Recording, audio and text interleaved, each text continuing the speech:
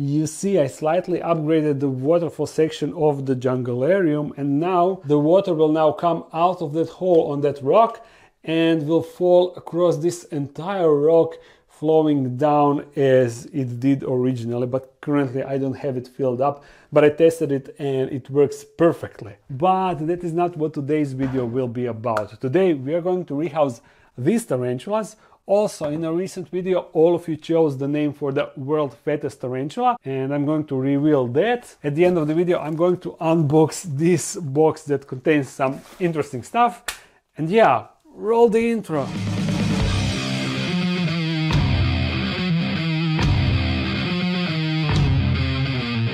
But before that, let me just tell you that the parts for building the dark den enclosures are now available on the web shop, although they aren't, because they sold out. The first batch sold out in 48 hours, which is crazy because I messed up the release completely. Firstly, the video where I announced the parts, I accidentally scheduled it completely wrong, and it went live at the worst possible time when basically no one is watching YouTube. So therefore video went kind of poop, and on top of that, for like 8 hours I had the parts priced wrong. Instead of 10 euros, which is their original price and normal price, I had them priced on the webshop for 60 euros. And a bunch of you bought it despite that, so I had to refund all of those orders, and despite that, in 48 hours, all the parts were sold. So, in case you want to get these parts so you can build the dark den enclosure for yourself, there is a video in the description where you can see how to build it, in case you missed that video, because as I said, the video was released at the worst possible time, so you can check it out. And also the new batch of parts will come on the webshop in like week and a half or so. So keep your eye on that. Also, link for the webshop part is in the description. With that out of the way, let me tell you which will be the new name of the world fattest tarantula. And in case you missed that video, it is a tarantula right here. You see, not only that she is super fat, I'm gonna open the enclosure so you will see her better. You see her abdomen is like huge. It is crazy how huge it is. At first I thought that maybe she was bred, so she is now pregnant, but no, the seller, the previous owner of this tarantula, told me that no, she's just fat. I guess he fed her like a lot.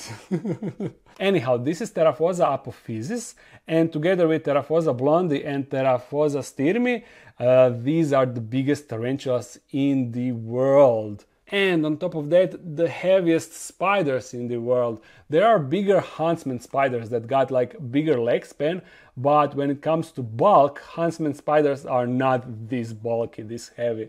And especially when you have an abdomen of this size, then you know that you are super heavy. Not to mention that she's not at her maximum size. She should get much bigger than this. Now, this is currently her temporary enclosure, and in a couple of weeks or a month or so, I'm gonna build her enclosure just like I built the enclosure for Linda, my Theraphosa styrmi, and Bonita, my Theraphosa blondie. So anyhow, in a couple of videos ago where I showed you, I asked all of you to vote which will be her new name, and also I asked you to choose some name that will kind of be in the same theme of the names, just like Linda and Bonita. And the name that most of you thumbs up, the suggestion that most of you approved, is Bella. And the reason for that is Linda and Bonita both mean something like beautiful or pretty on I think Spanish.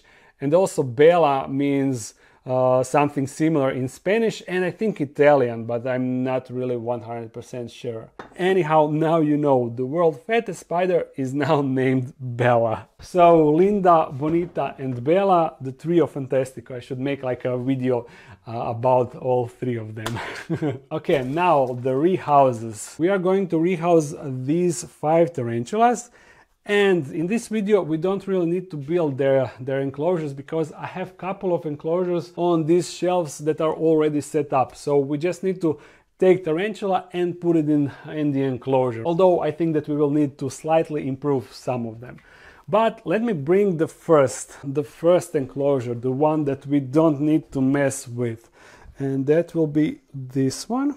Gonna take it with one hand, kind of carefully, and thanks to this we can jump straight into action. You can see the tarantulas immediately. You see, these are the tarantulas that we are going to rehouse. Chilobrachys dyscolus, Omothymus schioedtei, both females, Nhandu coloratovillosus, she will go inside, although I don't know if it is a male or a female.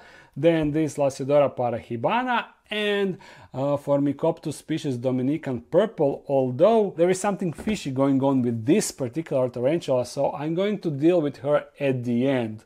I think that we have a situation with her. Nothing bad, but you will see. So in this particular enclosure I want to put this Nhandu coloratovillosus, and let me just open her cup.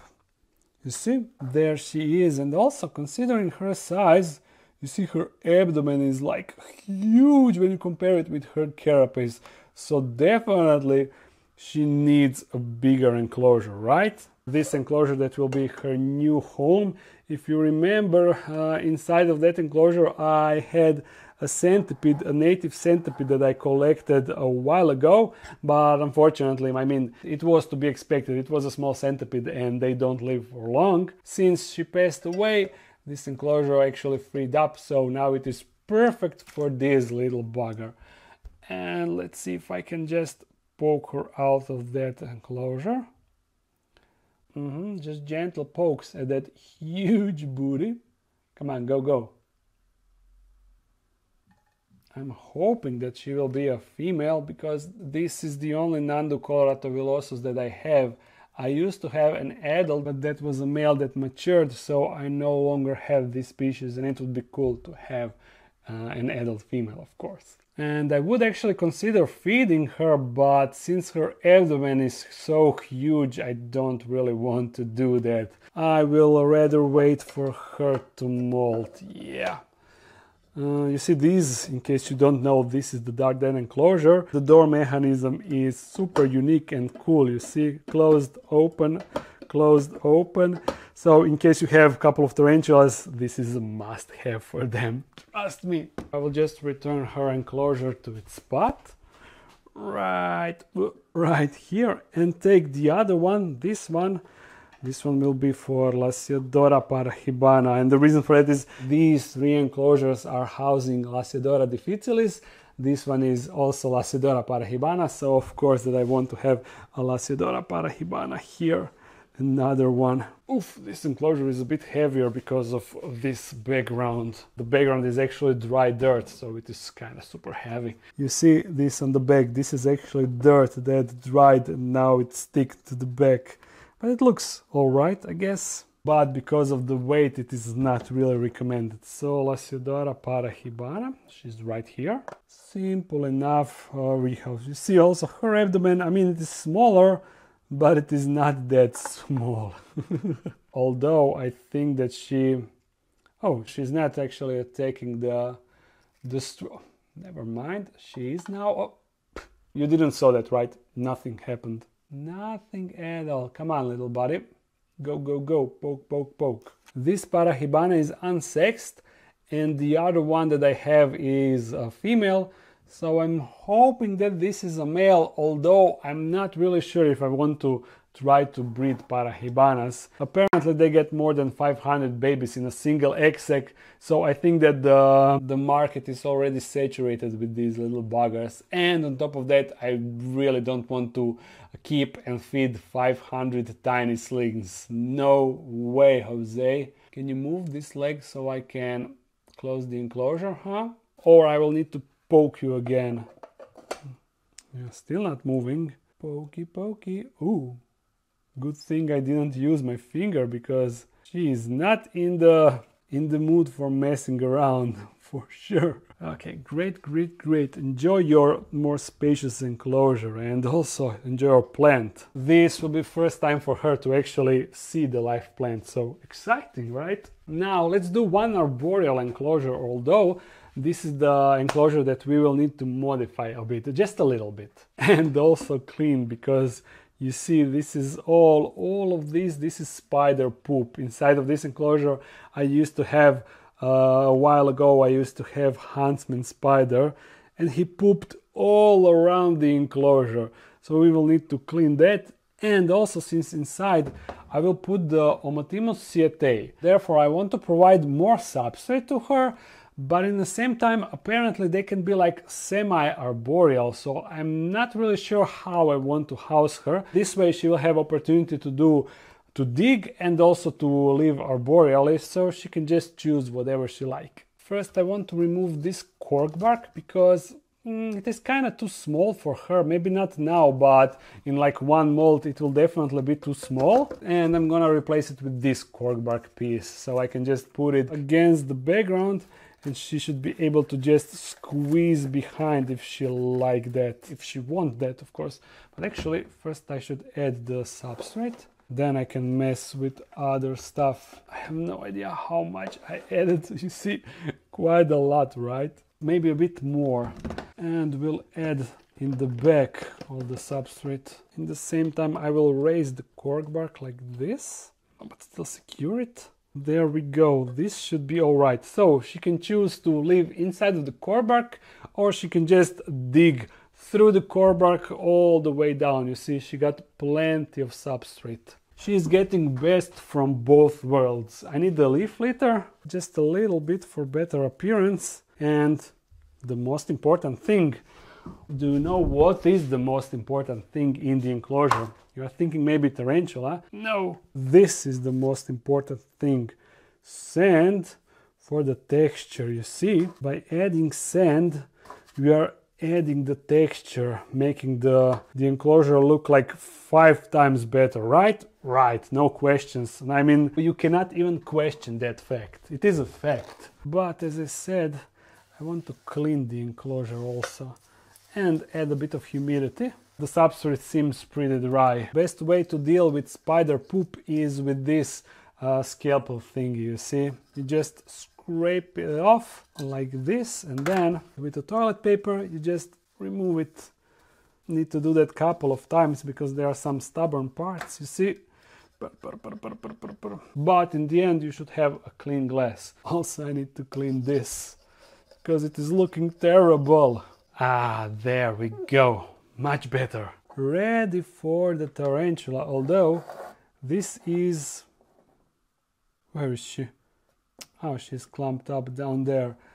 This is an Asian tarantula, so you know, potentially mad and bolty, and also packing some potent venom, so we need to be careful with this one. I'm just hoping that after the poke, that she will go in the right direction. Mad. So mad. This is such a common thing for Asian tarantula. Threat postures is all that they know, and slaps and bites.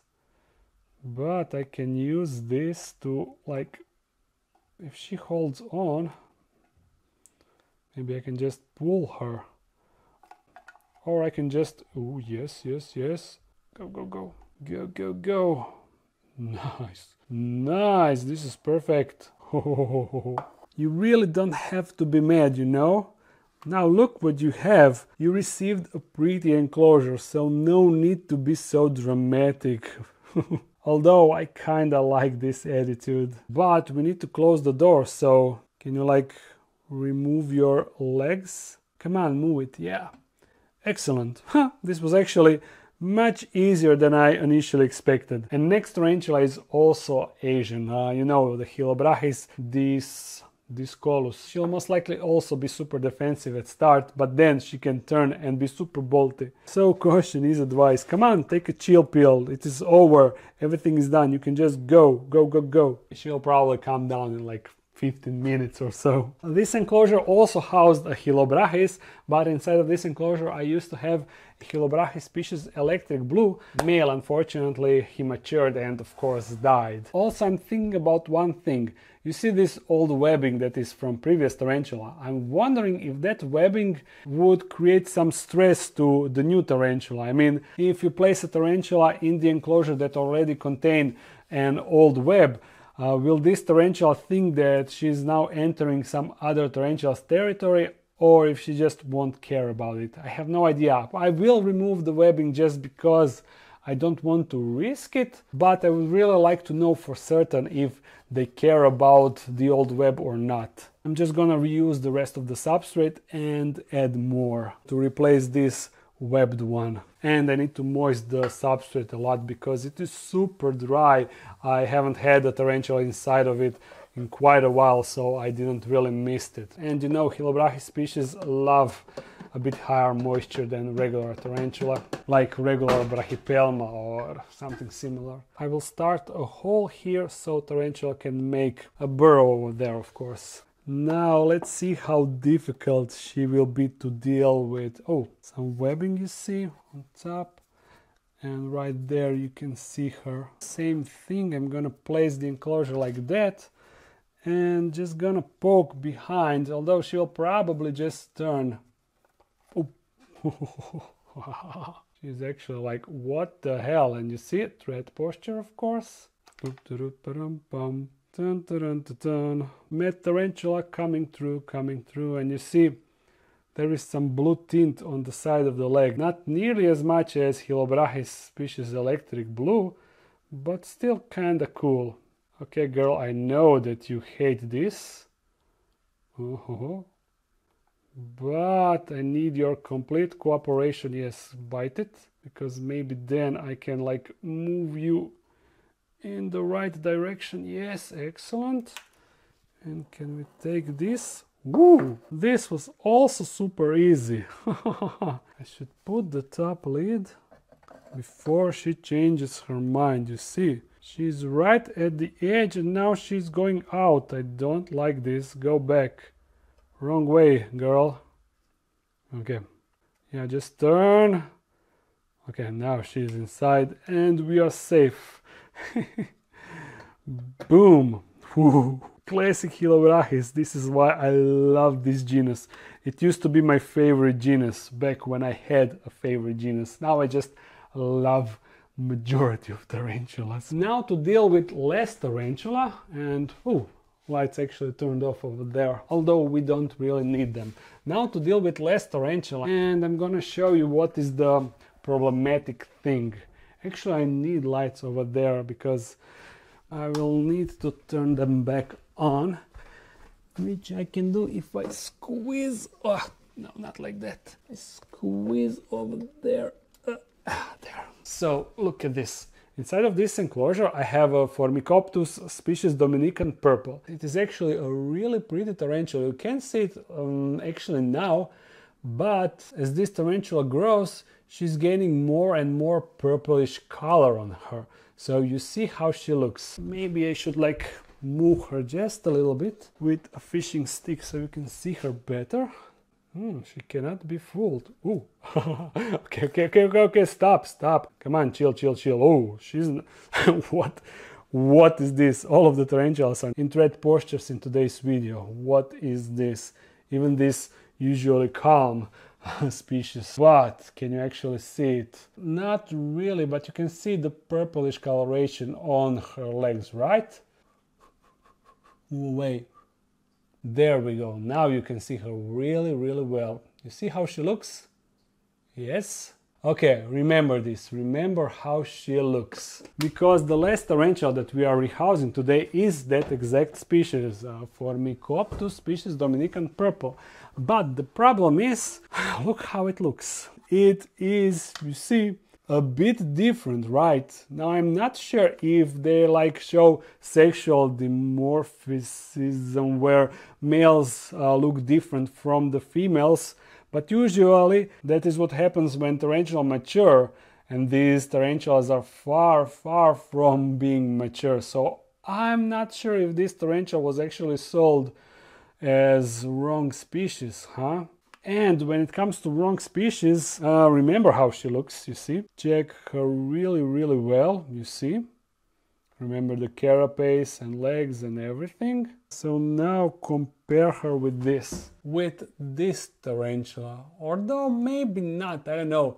It seems like this tarantula's carapace is a bit brighter or so. I have another one here. Yeah, a bit brighter, to be honest. Now I'm no longer sure. I'm no longer certain. At first I was certain, but now I'm not. It seems like this is something else, whatever this is. But I'm like 100%, okay, 90% sure that this is not a Dominican purple, but instead a mystery tarantula. I don't know, the time will tell. Maybe some of you more knowledgeable tarantula keepers can suggest which tarantula species is this. Oh, she's moving slowly, so I should definitely just open this enclosure, sorry. And no, put her here, and perhaps she will just do the rehouse on her own. Let's see. Okay, kinda wrong. No, you need to go up, a bit up. Let me just assist you slowly and gently. Yes, perfect. Holy. And you can see the web trail that she left behind. There is a bit of purplish coloration on her abdomen. Ah, man, I don't know. I'm not certain now. At first I was like, oh, this is like that tarantula, but now, a mystery. Okay. We are done with the rehouses. Now I can unbox that fan package. Although before that, there is just one quick announcement. I need my cell phone for details. A fellow hobbyist asked me if I can mention in my video the biggest charity that is going on in Poland. I mean, breeders and hobbyists are donating their animals and stuff to raise money for an organization called Epicrates. Sorry if I'm pronouncing it wrong, but it is an organization that is helping mistreated animals, mistreated by their owners that are getting animals without knowing what are the needs of those animals. Anyhow, there will be a link in the description, so if you are interested in helping, you can go there and check it out. Now I'm gonna unbox the package. It was sent to me by Robert and Maggie. Oh, there's actually a letter. They said that they want to send something to me and asked me if I want something specific together with candy that they want to send. And of course, I said that I would be hyped if they can send some monsters that I don't have. And thankfully, they sent me 2 monsters that I definitely don't have. So thank you for that. And the other thing that I said, kind of dumb thing, but maybe not so. I asked them if they can send me some sand from where they live. And they sent me a sand from Berry Island in South Wales, because I'm thinking that it would be cool to have a collection of sand from around the world. And actually, I did it as a joke in one of my videos, only to find out that there is a community of people collecting sand from all around the world. So I was thinking that it is actually kind of cool, and that is it. This is the sand from Berry Island. Sweet, thank you. Also, I received a bunch of candy. You see, creepy candy, good for Halloween, even though Halloween passed recently, but I don't mind it. You know that I also love candy. Oh, now that is one huge gummy bear, like humongous. Let me quickly just see the letter. Maggie is Robert's daughter, so he said that she got some fan art for me. Thank you, Maggie, for the letter, and let me see what you drawn for me. A picture of her spider with some details, and also the other one. It is a heart spider, you see, but on top you see happy dance. So thank you guys for sending me this. Maggie and her dad started a YouTube channel called Charlotte's Web, so if you want to check it out, feel free to do so. Anyhow, I hope that the rest of you enjoyed this video. If you did, thumbs it up and comment something. If you want to support this channel even more, there's a Patreon page. If you're new to this channel, make sure to subscribe. Upload on Monday, sometimes on Friday. See you again soon. Bye.